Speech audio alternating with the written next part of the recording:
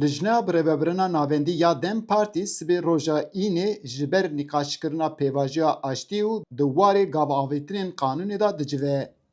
Cîgira grûpa Dem Partî Gülistan Kiliçkoçî li ser hevdîtinên rêberê PKK Abdullah Öcalan û rayedarên dewletê ku li ser xalên zagonî hatibû sekinîn ji dengê Amerîkayê re qise kir. 24 Mayıs'ta İmralı heyetimizin Sayın Öcalan'la yaptığı Di 24 Gulanê de heyeta İmraliyê dema li gel Birêz Öcalan hevdîtin pêk anî, Birêz Öcalan ji wan diyar kiribû ku di navbera wî û rayedarên dewletê ve li ser 8 an jî 10 xalên zagonî qise kirine ku Birêz Öcalan vîya wek xalên xwe nîşan dide.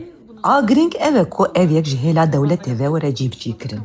Gülistan Kiliçkoçî balkişan ser hewildanên hikûmetê û ragihand ku lazim e dewlet vê çerçeveya zagonê bipejirîne û ji Birêz Öcalan re bişîne. Tabii burada mesele bu oradaki tartışmanın aynı A girîng ev e ku niqaşê ku li vê derê hatine kirin ji hêla hikûmetê were qebûl kirin. Pêdivî ku dewlet li gor vê gelaleyekê amade bike û bigihîne Birêz Öcalan û vîya jî pê re çareser bike. Xaynevî jî lazim e ku ev yek di meclîsê de were niqaş kirin û di vê zagonî bibe. Heta niha li pêşiya me dêreyek çawa bibe diyar nîne. Lê pêdivî ku hikûmet vê yekê jî çareser bike. Çavderên siyasî Profesör Doktor Ufuk Uras bi xwe vê pêvajê ji nêz ve dişopîne. Uras ji dengê Amerîkayê re ragihand ku di vî warî da gavên ku werin avêtin dê destê her du aliyan jî asantir bike.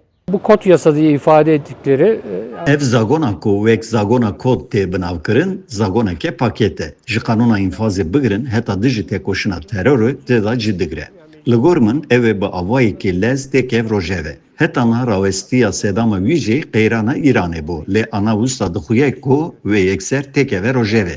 Uras li ser barê ku dikeve ser milê hikûmetê jî rawestiya û da diyarkirin ku pêdivî ku ev pêvajo zêde neyê dirêjkirin û demildest bikav were avêtin. Türkiye'deki hukuki düzenleme ile senkronize olmanız gerek. Li Tirkiye pêdivî bi senkronize-kirina qanûnan heye. Di demên berê da jî heyetên aşîtiye hatin lê pirê wan xistin girtîgehan.